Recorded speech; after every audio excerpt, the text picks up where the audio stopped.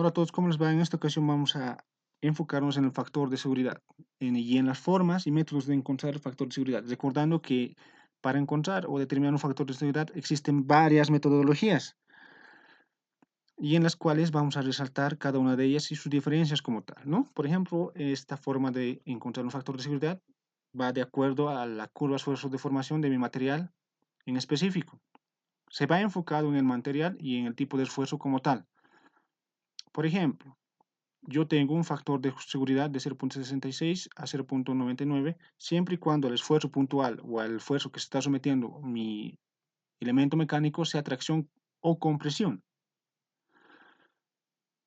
Y ese va a venir reemplazando a esta fórmula como tal, donde el esfuerzo admisible va a ser igual al esfuerzo de fluencia por el factor de seguridad, ¿no? A eso se refiere cuando la carga sea puntual. Sigo. Mi factor de seguridad va a variar cuando el tipo de esfuerzo sea flexión o pandeo. Ya no va a constar entre los límites de 0.66 a 0.69, sino van a ser de 0.33 a 0.66. Igual lo reemplazo en la fórmula y mi esfuerzo admisible va a ser distinto. Va a ser menor a la anterior, ¿no? Va a ser menor. Igual, cuando tengo esfuerzos de torsión o corte, mi factor de seguridad va a rondar o los límites van a ser de 0, aunque no es utilizado, a 0.33, ¿no?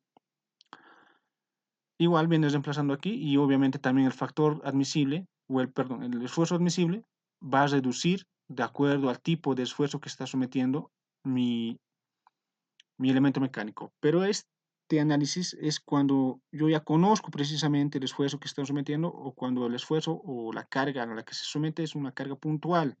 No intervienen los esfuerzos combinados, ¿no? No intervienen los esfuerzos combinados y además que los límites no son exactos, ¿no? No son exactos, nos dan una tentativa y eso va a ser consecuencia o va a haber o va a ser definido de acuerdo a la experiencia del diseñador, ¿no?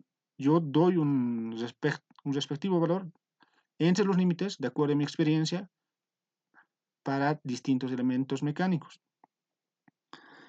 Seguimos. Aquí he extraído una tabla del libro de elementos de diseño de elementos de máquinas de Fires, donde nos dan distintos valores de factor de seguridad de acuerdo a distintos casos, que van a ir denominados desde la clase de carga hasta el tipo de material que yo esté utilizando, entre aceros dúctiles, hierros fundidos y madera. También nos especifica que estos valores son tradicionales, pero no son específicamente valores detallados o no deben ser considerados cuando se haga un análisis de cargas detalladas, ¿no? Esto solamente son valores tradicionales, como dice en su propia recomendación. Entonces, nos concentraremos o vayamos evaluando. Es más o menos interceptar las filas y las columnas como tal, de acuerdo al tipo de carga y también de acuerdo al tipo de material. ¿A qué me refiero a la clase de carga? La carga permanente se refiere a cargas muertas o a cargas puntuales como tal, donde yo conozco el valor y la dirección de este tipo de carga. La carga repetida en una sola dirección y gradual. Eso se refiere, y choque suave además, cuando yo conozco también la carga, también tiene que ser gradual y tiene que ser en una dirección. Un ejemplo como tal es la percusión cuando nosotros golpeamos un martillo, ¿no? Golpeamos un martillo o percutimos con un martillo, perdón, percutimos con un martillo y es en una sola dirección y también es gradual. A eso se refiere este tipo de carga. Eh, tenemos una carga repetida invertida gradual, ¿no? Se refiere a que la carga como tal ya no va a estar en una sola dirección como en el caso anterior. Yo al golpear solo tenía una dirección de choque o una sola dirección de carga. En este caso como tal, yo tengo dos direcciones, ¿no? Una dirección podría ser de izquierda a derecha y otra puede ser de derecha a izquierda. Es decir, golpeo un lado, golpeo otro lado, ¿no? Y directamente el choque, ya cuando se producen choques muy fuertes o impactos como tal, ¿no? Esos son los cuatro tipos de cargas o las clases de cargas que yo tengo. Ahora, en los tipos de materiales. Aquí solamente me dan tres tipos de materiales, aceros, hierros fundidos y madera. Y también entre estos hay una subdivisión entre la resistencia máxima y la resistencia a la fluencia. ¿A qué se refiere eso? Pues al análisis que tenemos en nuestro diagrama de esfuerzo de formación del tipo de material, recordando que en nuestros análisis de esfuerzo de formación hay puntos específicos como tal, como ser el límite de proporcionalidad, el límite elástico, el límite de fluencia, el límite último o el límite de ruptura y el límite de fractura, ¿no? De acuerdo al límite que no tenga. Es decir, o básicamente es el detalle técnico o es el valor que nos dan en la ficha técnica nuestro proveedor del material en específico, ¿no? Algunos proveedores nos van a dar como dato el esfuerzo último de fluencia, perdón, el esfuerzo de fluencia o el esfuerzo último. Uno de los dos nos dan, pero nos dan, ¿no? A eso se refiere, ya sea basado en la resistencia máxima o en la resistencia de fluencia, yo voy a escoger el tipo de factor de seguridad. También tengo para hacer hierros fundidos o metales quebradizos, ¿no? Y también para madera. Y solamente aquí nos dan la resistencia máxima, igual que tengo en esta gráfica. Para aceros, o perdón, para materiales frágiles o quebradizos, ya cambia la curva de esfuerzo de formación y solamente consta de este tipo, o es este tipo, ¿no? Donde el esfuerzo último va a ser igual al esfuerzo de fractura, ¿no? Ya no existe la zona plástica como tal en este tipo de materiales. Y también en eso solamente me van a dar la resistencia máxima, ¿no? Solamente me van a dar la resistencia máxima.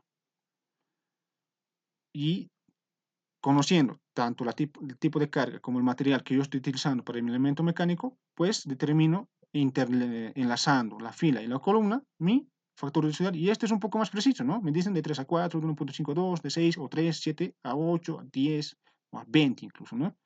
Mucho más preciso que en el anterior caso. Prosigo. Bueno, esta es la diferencia entre las curvas de esfuerzo de formación de los distintos aceros como tal. Por ejemplo, aquí yo tengo un acero a 36, un acero de grado 60, una lámina delgada forjada en frío, una variedad de acero de aleación, un alambre sencillo. Cambia, ¿no? Su esfuerzo de fluencia y también mm, su esfuerzo de ruptura o su esfuerzo último. Cambia. Por ejemplo, de este acero A36 es 40 y de este alambre sencillo es casi 240, perdón, 220. Cambia gradualmente, ¿no? El tipo de acero. Pero eso es más un poco de análisis del acero como tal que yo esté utilizando para mi elemento mecánico.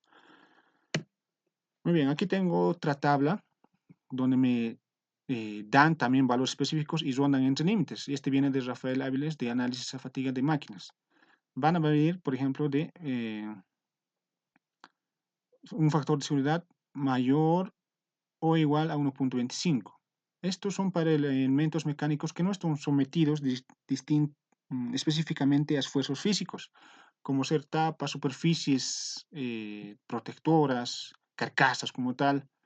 Obviamente forman parte del mecanismo o de la máquina, pero no están sometidos a esfuerzos como tal, ¿no? A esfuerzos específicos como tal, o a daños físicos. Prosigo. Esfuerzos que van a ir, o perdón, factores de seguridad que van a ir de 1.5 a 1.5. Cambia un poco aquí, ya cambia el enfoque que le damos. Tiene que ser un material dúctil, ¿no? Con con pocas solicitaciones de esfuerzo. Pueden ser como estantes, materiales que sí sean sometidos a esfuerzos, que esos esfuerzos sean conocidos, pero que no sean tan delicados como tal. Como nuevamente reitero, estantes, un estante no es tan solicitado, ¿no? O el esfuerzo no es tanto solicitado, una silla, un catre podría ser, ¿no? Donde conozco el esfuerzo, pero no es tan solicitado. Factor de seguridad de 1.5 a 2. Aquí ya son materiales dúctiles, también tienen, las cargas son conocidas, tienen que ser las cargas conocidas, pero no tienen que ser muy agresivas estas cargas como tal. Pueden ser rodamientos, aquí pueden entrar rodamientos, ejes como tal. Sí, ese tipo de elementos. Materiales dúctiles de calidad media, ¿no? Para piezas incómodas o de trabajo no muy exigentes ni agresivas, sometidas a cargas estáticas y esfuerzos que pueden determinar con cierta aproximación. Estos factores de seguridad irán desde 2 a 2.5. Son materiales o elementos mecánicos que sí son sometidos a esfuerzos, por ejemplo, chavetas, podrían ser chavetas, eh, unas poleas también podrían ser aquí, donde conozco el esfuerzo, pero no son tan agresivas, no, perdón, no son tan agresivas, bueno, son exigentes, pero no son agresivas como tal. Muy bien, sigamos, factores de seguridad de 2.5 a 3. Materiales dúctiles también son sometidas a cargas estáticas, pueden ser y su consistencia puede ser determinada con cierta precisión. Aquí vienen elementos ya sometidos a cargas un poco más grandes, como ser los engranajes, los cojinetes, mmm, árboles como tal, una leva también podría ser, un resorte, ¿no? Finalmente tenemos factor de seguridad de 3 a 4. Bueno, estos ya no son tan muy recomendados y son utilizados siempre y cuando el material con el que yo esté trabajando o no esté muy seguro del material que yo esté trabajando. ¿A qué se refiere?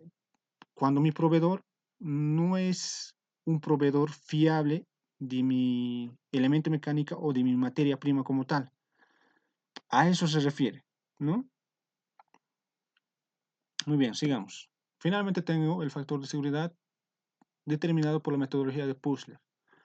También esta es la interrelación de una fila y una columna determinada de distintos factores. Por ejemplo, si yo me ubico entre los factores nxx y nyy, tienen distintos valores o características para su valoración. Por ejemplo, el nxx vienen involucrados con las características A, B y C. ¿Y a qué se refiere? Por ejemplo, el A, la calidad de los materiales. ¿Qué tan bueno es mi material? Tengo 4 condiciones, muy bueno, bueno, irregular y pobre.